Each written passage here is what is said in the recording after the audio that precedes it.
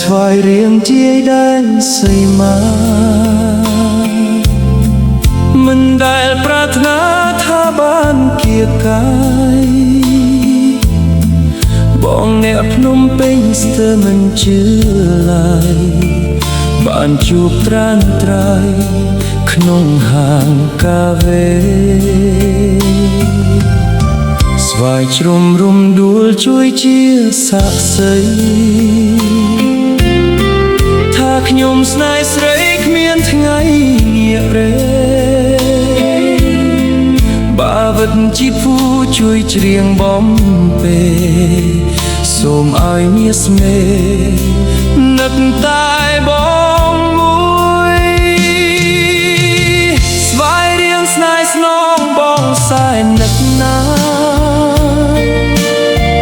អូនគឺជាម្ចាស់នៃដួងចិត្តបងគេនឹកស្រមៃរាល់ថ្ងៃសៅមកខ្លាចស្រស់នួលអងបែកខ្នងរោគថ្មី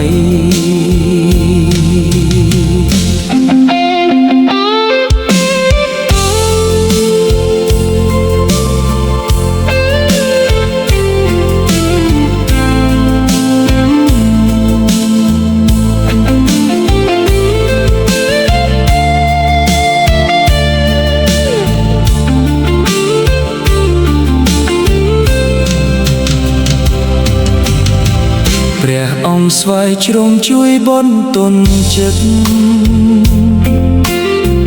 ឲ្យអូនអាណិតគិតពីរូបខ្ញុំកែវហាងកាវេជួយថែមាសមុំស្នេហ៍នាងនឹងខ្ញុំ